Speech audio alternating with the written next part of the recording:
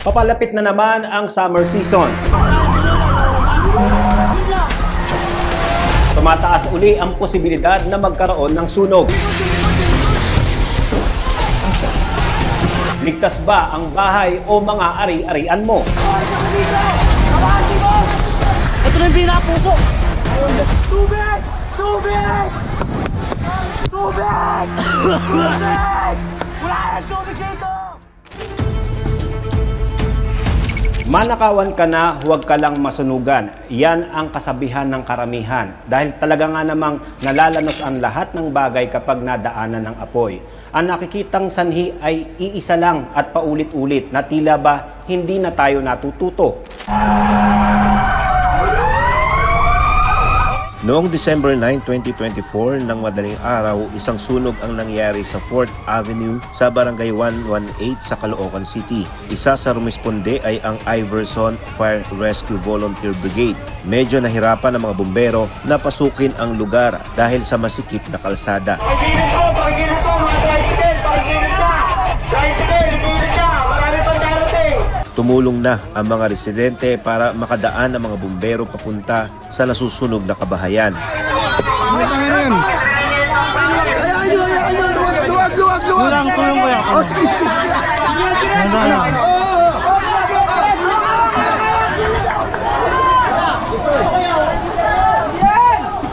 May ground sa gilid niya, may ground, ha? May ground dito. Boss, may ground dyan, may ground. Dito na! Bato ka dito yan! Ay, no! Kita-kita dito! Sa gilid niya, Inabutan ng bumbero ang mangiyak-ngiyak na mga may-ari ng bahay. Anak dito! Dito ka! Kailangan na, bumero na, akit na, sige na. Tulong! Tulong nga po. Tulong po, patulong. Dito sa mga! Dito kuya sa bahay namin! Pasok mo dito kuya! Ilahin mo na dito! Tulong nga po. Pasok mo dito kuya! Tulong mo dyan pre! Pahatak nyo! Pahatak nyo! Hatak pa! Hos pa! Kailangan hatak sa taas. Sa labas po, sa labas. Ikaw na humatak sa bahay! Yasis ka! Yasis ka! Tabi ko yun, tabi. Sige, boss. Bubombayin ko. Salamat po yun! Mayangin lang tayo. Marami ka. Kuya, kasi na kita kuya, malawak dyan! Tara kuya, tulungan kita, lalayan kita. Ayun na! Nang makarating sa isa sa pinakamataas na bahagi ng bahay, ay bumungad ang naglalagablab na apoy. Kaya abutin yung bahay namin niya!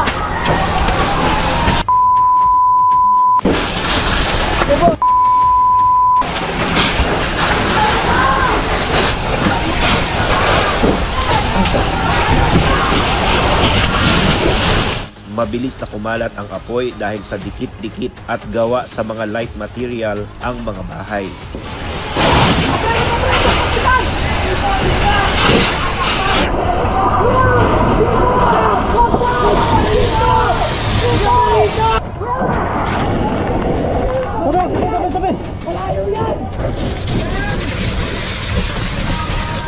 Dahil sa kapal ng usok ay nahihirapan ding huminga ang mga bumbero. Lupit ko yan!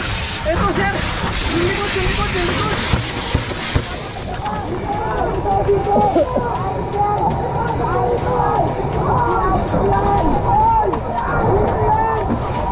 May mga pagkakataong nawawala ang supply ng tubig kaya't lalong tumataas ang kaba ng mga residente na tuluyang matupok ang kanilang mga bahay.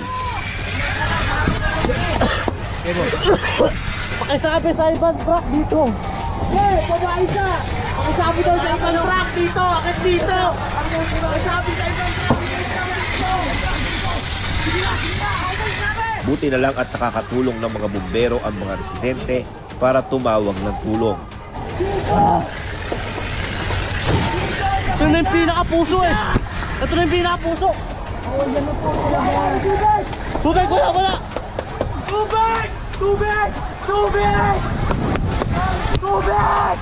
Tubig! Wala na tubig dito! Tubig!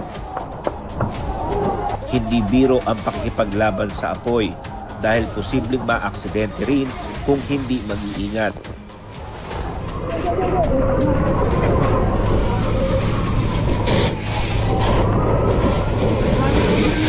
Pawak ko, pawak! Bewang hawak! Bewang hawak! Salamat, salamat! Yan! Salamat kuya! Yun!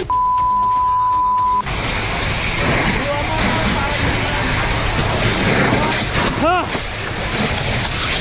Saganda, saganda! Okay, pitira na!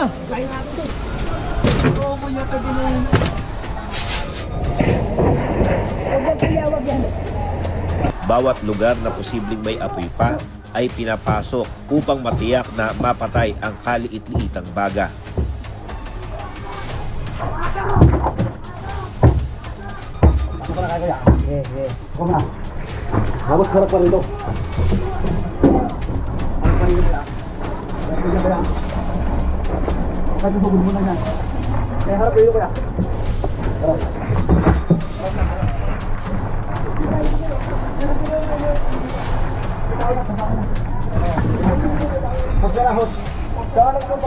Iverson boss, sa taas yung pababa na yung linya namin. Okay. Okay na ba dyan? Oo. Okay na dyan. Kuha na Dito sa mismong tabi ng bahay ni Aling Carol, sinasabing nag-umpisa ang sunog. Kasi kulay puti pa siya. Diyan po banda talaga siya. Tapos di ba yung dingding namin, may ano kasi yun, plywood, tapos may sinampay siya. Yun, tapos siguro pag ano, kislap, umano sa sinampay. Yun, tapos yun, ay pagitan namin puro ano plywood Ito yung taas nito, plywood din ito Yung kumikislap nga po yung ano, yung kuryente. Sabi, wag niyong buhusan, sabi ng kapitbahay namin. Kaya hindi rin namin binuhusan. Kasi may gripo nga ako dyan Binuksan ko na may hawak akong timba. Hindi ko na siya nabuhusan. Ginawa ko, umakyat na lang ako sa taas, ginising ko na lang yung mga anak ko. Sabi ko may sunog, sabi ko gano'n sa tagiliran natin. Lumabas na kami. Matapos ang 2 buwan, ito na ngayon ang bahay ng mga nasunugang residente. Unti-unting bumabangon mula sa itinuturing nilang pagsubok ng kahapon. Dinugtungan ang mga pader na may natitira pang tibay. Tuloy lang daw ang buhay, lalo na't awa ng Diyos ay nakaligtas naman ang buo niyang pamilya. Sa amin, ano lang naman, yung cellphone lang naman. Tsaka yung washing ko, tapos yung TV. Ano po kami, parang nanghina kasi nga ganun, sa tagal na ng bahay na yun. Tapos ngayon lang po nasunugan. Mahirap makabangon. Ngayon na, di pa nga tapos yung bahay namin. Nangutang nga kami sa 5-6. Si tricycle driver naman yung asawa ko, may nauutangan naman siya. Yun, araw-araw nga inuhulugan namin. Umaga naman ng February 25, sumiklab naman ang sunog sa Castañeda Street sa Barangay UP Campus, Quezon City. Kwento ng may-ari ng isa sa mga bahay na nasunog, kumalat ang apoy mula sa isang siga. Nangyari ang insidente nang nasa paaralan pa ito dahil isa siyang public teacher. So, from school, tumakbo na kami dito. Wala na kaming nakitang pwedeng i-save dahil may mausok pa, tapos maraming bumbero, nagkakagulo yun. May nagsiga ng kapitbahay, tapos hindi na kontrol yung laki ng apoy, kumalat. Yung mga TV, mga tablet, laptop, iPad, mga relo, marami po. Tapos mga gamit namin pang school, mabilis hanggang sa umakyat siya sa malaking puno. Nag-apoy din po yan. So ang tagal po siyang naapulan ng mga bombero. Tapos dahil nga po maliit yung kalsada, hindi lahat ng bombero na nagkasya dito. Diploma po. Isa na lang yung na-retrieve. Diploma po sa ano po, masteral po. Sa pagiging teacher po. Opo. Gaano po ba kahalaga sa inyo ito po? Sobrang mahalaga dahil kasi kumbaga ito yung ticket ko para maging confident ako sa pagtuturo. Ito rin din yung hinahanap ng mga clients kung meron kang MA. Actually hanggang ngayon hindi pa nagsisink in talaga kasi kailangan ko ng lakas dahil kasi ako yung andito ako yung nanay. Meron akong 3 anak na kailangan ako yung kapitan nila. So medyo mahirap. Ayon sa Bureau of Fire Protection sa National Capital Region, sa unang 2 buwan ay mahigit sa 3,600 na ang naitatala nilang sunog.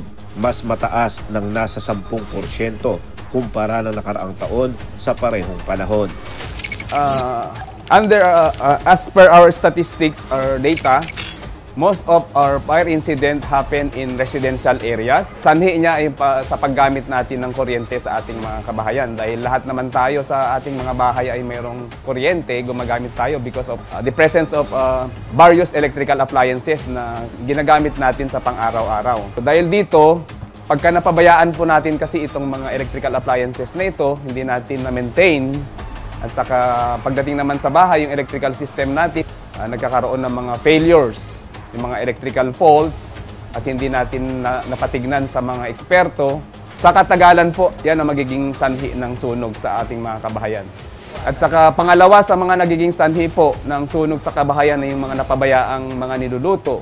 Yung paninigarilyo sa loob ng bahay, o yung pagsisigarilyo po, mali yung pinagtapunan mo ng sigarilyo, hindi mo napatay yung sindi muna bago mo itinapon sa basurahan. Kasi nagluluto tayo, kumakain tayo, at pagka naiwanan, yun yung nagiging sanhi ng sunog sa bahay. Pero masasabi naman daw na mabilis ang pagresponde ng mga bumbero ngayon at agad na naaapula ang apoy. The amount of damage to property, bumaba po. Nagkaroon ng tinatawag nating inversely proportional. Habang dumadami yung sunog, lalo naman bumababa yung damage. Meaning to say that the BFP-NCR has performed well with regards to the performance of their duties and mandates.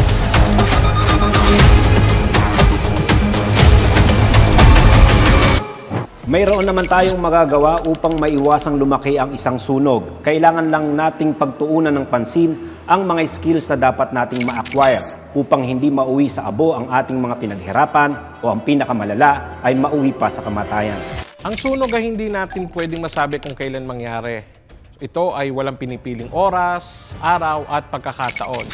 Pero ito ay maaari nating iwasan kung tayo ay mag-iingat. Narito ang mga city tips upang maiwasan ang pagkakaroon ng sunog sa ating mga tahanan. Isa sa mga leading causes of fire, according to Bureau of Fire Protection, ay ang electrical. So, paano ba natin ito maiwasan? So, unang-una, ating ipasuri sa mga licensed at certified na electrician ang linya ng kuryente, lalo na kung ang ating bahay ay may kalumaan na. Bakit importante na ito ipasuri?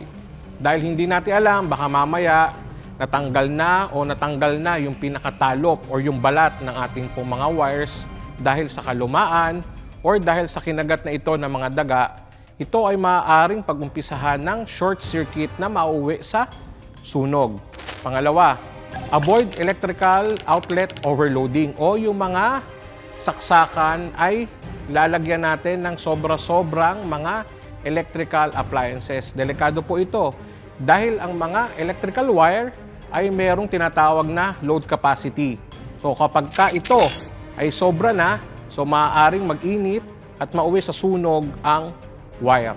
Pangatlo, so ito ay parati din nating naririnig pagka ang ating pong mga electrical appliances ay hindi natin ginagamit, ito po ay patayin natin dahil ito po ay maaaring mag-overheat na maaaring pag-umpisahan ng sunog. Ang charger ay simpleng electrical device pero maaaring malaking perwisyo ang maidulot nito. Kung tayo ay magcha-charge ng ating mga gadget ay siguraduhin natin na nababantayan natin ito. Dahil ang nangyayari, kapag tayo ay nag-charge o gumamit tayo, hindi na natin nababantayan yung ating gadget. So, ang nangyayari is nag-overcharge yung ang mga sinaksak natin. So, ang tendency, umiinit yung battery tapos ito ay nakalagay pa sa mga lugar na madaling masunog. At yung mismong charger, defective na din siya. So, maaari din itong pag-umpisahan ng sunog. Kaya po, bantayan natin yung mga gadgets na ating pong naka-charge. At wag na wag din tayo basta-basta bibili ng mga electrical gadgets na walang safety seal. Kung ang isang electrical devices gaya ng charger, yung mga electric cords ay damaged na, so palitan na po natin ito. huwag na natin pilitin na ito ay kumpunihin pa at saka natin gagamitin. Panglima, so ilayo din natin yung mga energized electrical devices natin sa source of water upang maiwasan natin ang mga short circuit at yung mga electrocution or yung pagka-kuryente. So bukod doon sa electrical fire na nabanggit ko kanina, ang cigarette butt ay isa din sa mga leading causes of fire dito sa atin. So paano ba nangyayari yung mga sunog patungkol dito? So kapag yung upos ng sigarilyo ay basta na lang itinapon kung saan-saan at hindi napatay ng maayos at yung pinakabaga nito ay nadikit doon sa mga flammable materials or yung mismong cigarette butt nahulog sa carpet or doon sa mga flammable materials, ay nag-uumpisa ang sunog. Paano ba natin maiiwasan yung mga sunog o yung mga fire incident related to cigarette butt? Simple lang, huwag manigarilyo. Ang open flame ay isa din sa mga common reason kung bakit nagkakaroon ng sunog sa ating pong mga tahanan. So papaano ba ang dapat natin gawin upang ito ay maiwasan? So unang-una, in case na tayo ay mawalan ng kuryente, iwasan natin ang paggamit ng kandila. So instead ay gumamit tayo ng flashlight. In a situation na talagang wala tayong available na resources, kung hindi yung kandila lang, so ano yung mga dapat nating tandaan? Unang-una ay ilagay natin ito sa mga lugar na madaling makita or mapansin. Huwag natin itong ipepwesto sa mga lugar na may madaling masunog, gaya ng mga papel, karton, kahoy, kurtina, at marami pang iba. Dahil may chances na ito ay matumba sa mga flammable materials, so in just how many seconds ay maaaring lumaki yung maliit na apoy.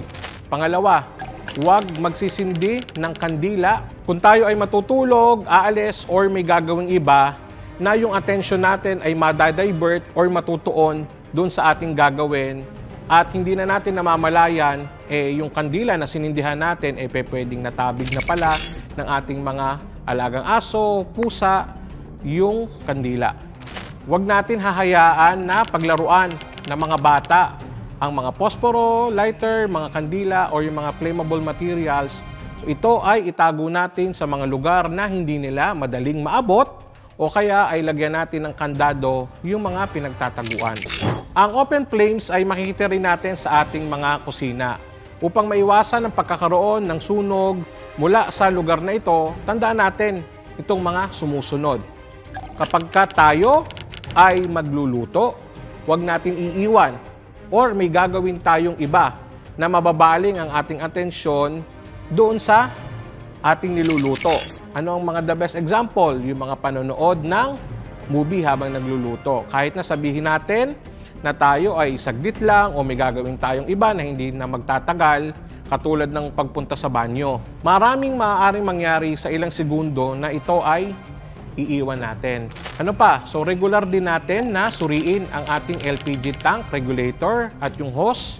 Kung ito ba ay nagbibitak-bitak na or yung quality ba nito ay nakikita ba natin na hindi na maganda. So kapag ganun po ang ating na-assess, ay palitan na po natin ito kaagad at huwag natin gagamitin muna yung ating mga LPG tank.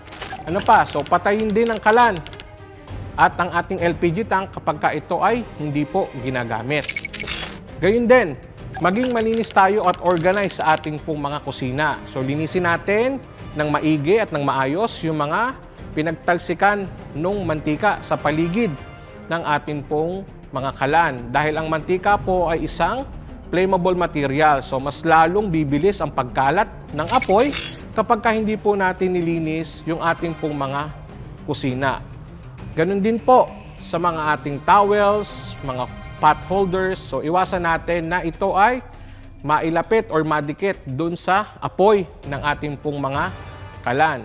So in case na yung mismong niluluto natin ay umapoy, ibig sabihin umibabaw yung apoy doon sa ating pong mga kaldero, wag po natin itong bubuhusan ng tubig. Bakit po? Remember, water and oil do not mix. So ang tendency kapag binuhusan natin ito ng tubig, lalong kakalat at lalaki ang apoy. So ano ang the best na gagawin po natin?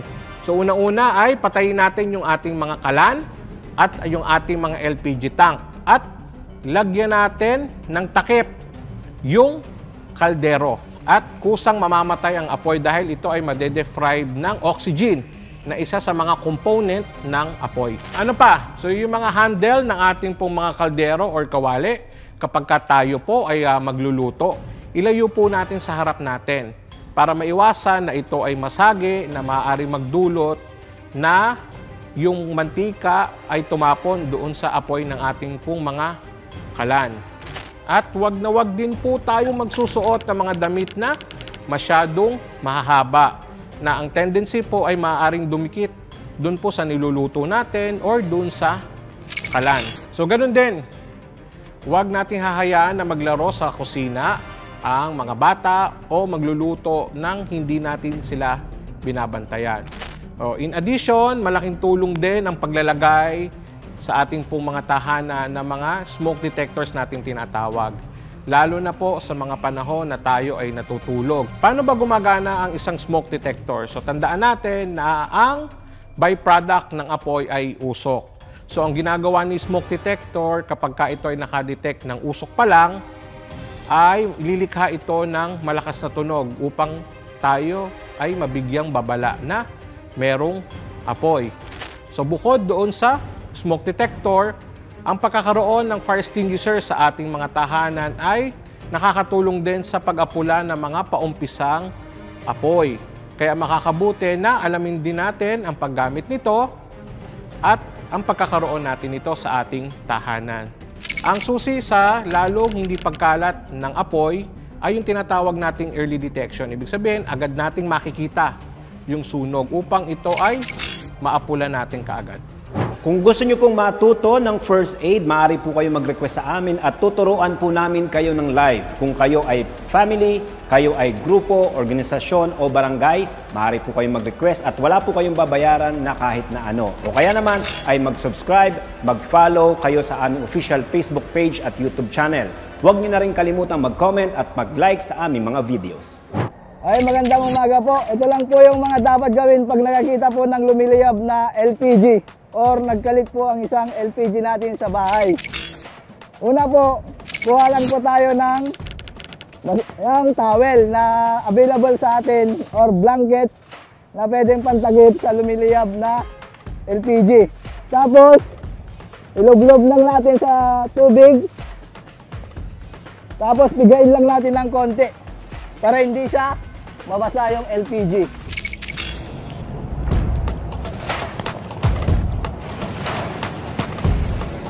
Tapos isindan lang natin to para makita nyo ang actual video ng pagpatay ng. Una po, lagay lang natin sa ating kamay.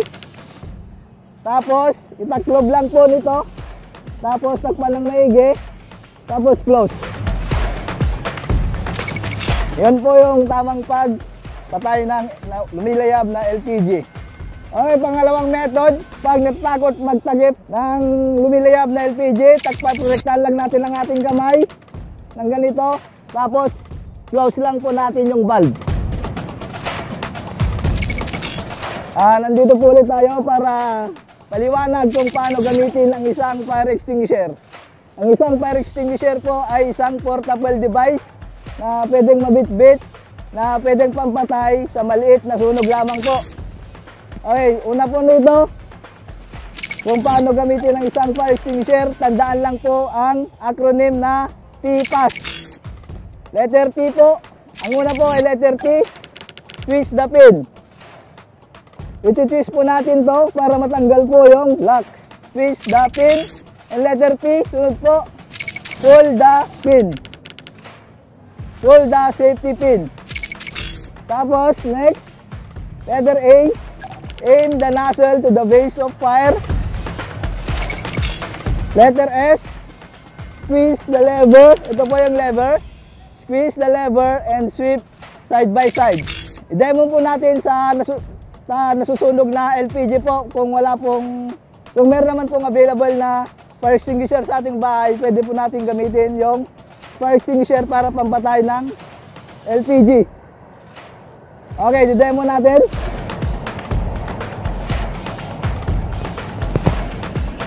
Okay?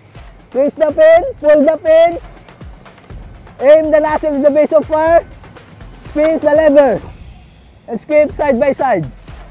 Yun lamang po ang tamang pagpatay at paggamit ng fire extinguisher. Sana po ay natuto tayo sa episode ngayon ng Lifesaver na maaari nating magamit sa oras ng emergency. Hanggang sa susunod na linggo, samahan niyo uli kaming matuto ng iba't ibang first aid procedure at disaster preparedness. Ako po si Benedict Galasan. Magandang umaga po sa inyo lahat.